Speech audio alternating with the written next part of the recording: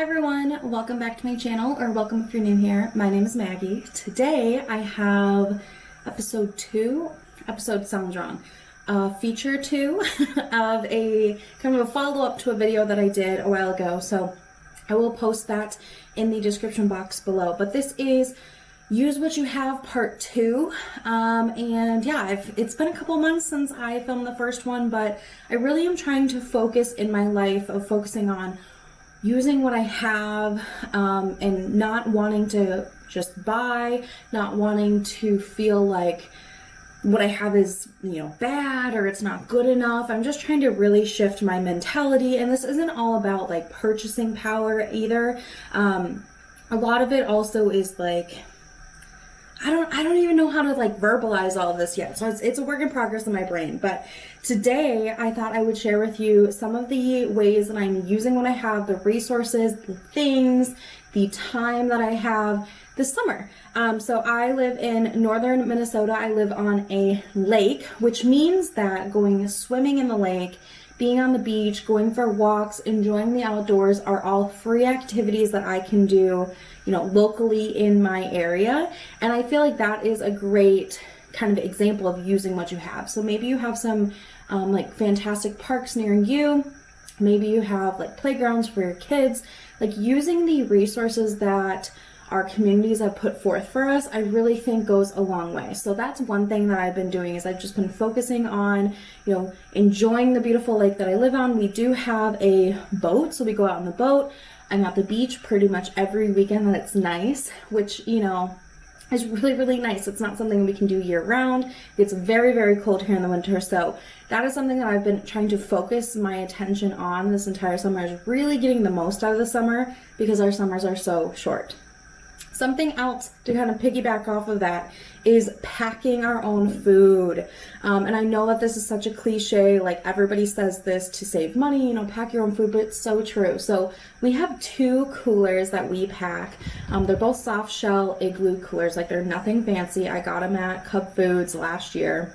And I did get a big ice pack, or like, cool pack that fits in the bottom of both of them. That's like giant. We make our own ice packs too. So we have empty, like big Powerade or Gatorade bottles that we fill up with water. Of course, with water, when it freezes, it expands. So you want to leave, a gap so that it doesn't, explode in your freezer. But packing our own coolers allows us to save a lot of money, and it allows us to eat what we already have at home. So we're not constantly eating out or getting hungry and buying, like junky snacks at a gas station too. So we typically pack, at least for the beach, like all of our beverages, all of our alcoholic and non-alcoholic drinks.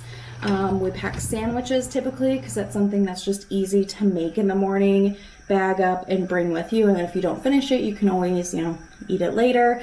So those are kind of like the go-to things. But we recently just drove down from the lake to the city, which is a couple-hour drive, and I packed my own food for there too, and like my snacks and my drinks for the car ride, and that was really, really helpful to save money, and I didn't have to stop anywhere, and I just felt better about using, things that I already have available to me. I don't need to be stopping every hour to get, oh, I'm empty on my water. Like, I can just pack more. So something else that we pack for the beach pretty frequently is Gatorade. When you're out in the sun all day long without much shade and you've had some alcohol, it is great to have a Gatorade to really rehydrate and replenish. So at the beginning of the summer, I bought a 8-pack of the single, like smaller Gatorade bottles. They're like 12 ounces, and we drank them. And then I kept all the bottles, because they are actually pretty well made bottles. They are plastic, but they're a thicker plastic, and they hold their own. I'd say they're pretty sturdy. And then I just bought a container of the Gatorade powder that I make at home, which is also nice because I can make it less strong if I want. Sometimes it's like too sugary or too intense and I can water it down. But I just mix it up in a pitcher and I refill our bottles, so that way we're not contributing even more to like a waste problem. We're reusing these plastic containers over and over, and that seems to work out really well for my budget too. Buying the powder lasts me, a couple of months instead of these 8 bottles, which will last me, like a couple of weeks. So that's also something, if you can make, any sort of drink like lemonade or Kool-Aid or tea or whatever, kind of like in bulk, and refill bottles that you already have. That of course is going to help out with the use what you have. You're using the containers that you have and really minimizing the need to purchase anything new. So that's something else that we've been doing this summer. Okay, so kind of switching gears now. Something else that we do every morning, I've made it a habit, is when I wake up in the morning, I go around and I open up all the blinds in our home. So we have windows and beautiful views, but more so it brings in the natural light so that we don't have to have our lights on our overhead or our, floor lamps and all that. We don't have to have those lamps on all day to light our home. We can use the natural light. So we're saving energy, right? We're saving our cost of energy, and we're using the resources we have. We're opening up those windows. Of course, it's too hot for us to have the windows open right now, but in the evenings, if it does get cool enough, we will turn off our air conditioner, open the windows, and put the fans on to really blow fresh air in the house, which also feels good. But I think that that's kind of something that, I don't know, I just always forgot to do. It wasn't part of a habit, and now, like I said, as soon as I'm up, I go around, I make our bed and I open up the blinds. I go downstairs, I get my water for the morning, I open up the blinds down there, and it's just like a nice, very kind of symbolic morning, you're opening the blinds, you're letting a little light in, and that's how you know, okay, it's time to work now, or it's morning time and we're up, So that's also something that I would say kind of fits in this theme of use what you have. It's using those windows. All right, and then the last kind of category I want to talk about is clothing. So a lot of times in the summer, I feel kind of in a rut with my clothing. I did purchase a few new shorts and, tank tops and stuff for the summer just to make sure I had the basics. But sometimes I feel kind of stuck. And so what I've done now is I look on Pinterest for summer outfit ideas, especially now that we can go out into the world a little bit more, you can go out to eat, you can go out for a drink. I'm putting a little bit more effort into my actual outfit and I don't always want to spend the money. So what I do is I look up, 2021 summer trendy outfits or something like that.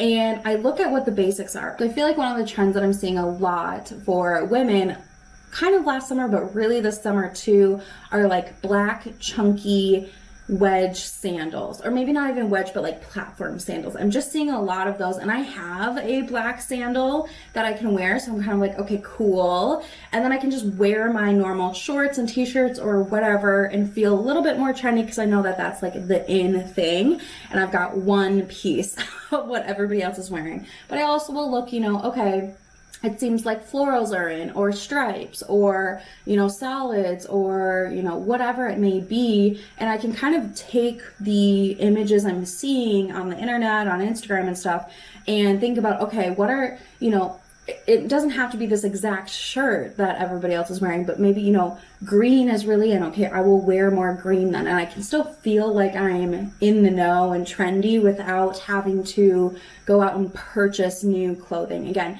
summer is really short where I live, so as much as I do think it's important to have clothing that fits your environment, having a couple pairs of shorts is important to me, having t-shirts is important to me, I don't feel like I need to spend that much money on that section of my wardrobe though, because it's only this much time of the year. When the rest of the year, when I'm in jeans, sweaters, boots, long sleeves, that's the rest of the year. I feel like more of my money should go into investing in items that I can wear, 75% of the year instead of just 25% of the year, if that makes sense. Along the same lines is I've also challenged myself to look into my closet and actually wear some of the clothes that I haven't been. So mainly that is dresses and skirts. I work full-time at home, so I really don't have the old excuse that I used to have of, well, I'd have to get dressed for work and I had to follow, certain dress codes. I couldn't wear jean shorts. I couldn't wear jeans to work. So I had to wear, my skirts and dresses a little bit more to rotate through. Well, now that I'm working at home full-time, and maybe some other people will relate to this, I don't really have that rationale or reason of why I need to be wearing these things. But then one day I just decided, you know what? You need to wear a dress or a skirt at least once a week because I have enough. I have so many. Also, they do help me stay cooler, especially on the really warm days. It's nice to have, just clothing that kind of drapes your body that's not really tight. I don't have a waistband necessarily. So that's also been something nice, but seriously, when I would work in the office, every Wednesday I would wear, my rule was on Wednesdays we don't wear pants. And I got a few other women in my office to do this with me. So you could wear a skirt, you could wear a dress, you know, but like no pants on Wednesdays. And it really was nice to rotate through my closet. It also was nice to feel like I had a shift in my closet and the outfits I was making. So I'm trying to do that at home more, is wearing a dress or skirt at least once a week. And I probably should just set like a day with it like I used to. You know, maybe Wednesdays is that day again. But, you know, wearing the clothes that I have in my closet, I know they're there. I see them every day. I just choose not to wear them. And I really want to make sure that I'm actually wearing the clothes that I have, because I've spent money on them. I spend time organizing them. I spend time passing them by. So I might as well give them a, you know, chance. And if they don't fit, if they don't, you know, flatter my body, then that can tell me, okay, this is a good candidate to donate or to pass along to a friend of mine, or, you know, give another chance in a different home, but it doesn't need to stay in my home. So I've been really trying to focus on using what I have in my closet as well as my accessories. I have a lot of different earrings and necklaces, and I was wearing the same ones. And so I'm trying to kind of rotate through and pick out different pieces, and also just wear jewelry more often. I found myself not always wearing jewelry every day, like even earrings, but earrings are so fun and simple, and I really feel like help me feel like I'm put together. So I've been rotating through all my earrings, and the same thing, when I find some that I'm like, I don't know about those, I kind of put them off to the other side of my jewelry box to circle back around to, give another whirl, and if I still don't like them, then I know that they're just not for me. Last thing I want to mention, I have been doing no buy July, which means I'm not buying any things.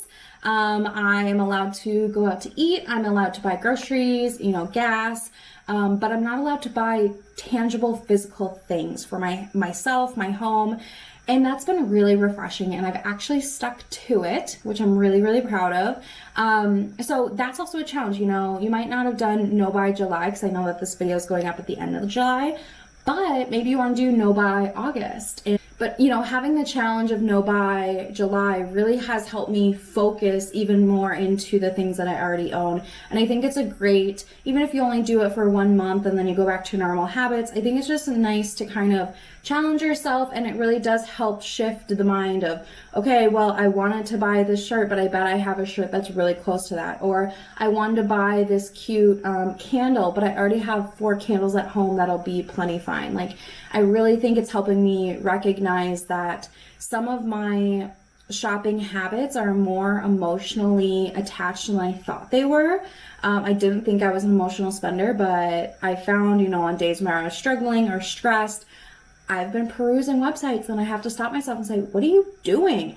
And so I'm trying to train myself that on days that I feel stressed or overwhelmed or whatever it is, to find ways I can focus that back, you know, on what I currently have. So maybe it's like more of a self-care night, you know, I'm using the masks I already have, I'm using the bubble bath, I'm doing whatever. That's kind of where my mind is at. I feel like this video is like very rambly. I haven't filmed for like over a week, and I feel like I forgot how to do this, so apologies there. But please let me know down in the comments. I definitely want to start a conversation with you. What's something that you've been doing, you know, the last couple of months to use what you have more often? Like I said, I do have a first video kind of sharing some other things that I do. And I plan to, you know, make these videos maybe every couple of months as I have another list and, you know, experiences to share. Of course, you can Google these things and have all sorts of ideas, but I personally want to share things that I've been doing. Like, I want to be authentic about this because there's a lot of ideas out there I've Googled, you know, to kind of keep myself inspired, but I haven't done them yet, so I don't really want to talk about them yet. So I'd love to hear from you. What's something that you've actually done to focus on using what you've had, to prevent shopping, to prevent kind of the want mentality? Let me know. So yeah, that's going to be it for today. Thank you guys for hanging out. I really do appreciate it, and I'll see you guys in my next one.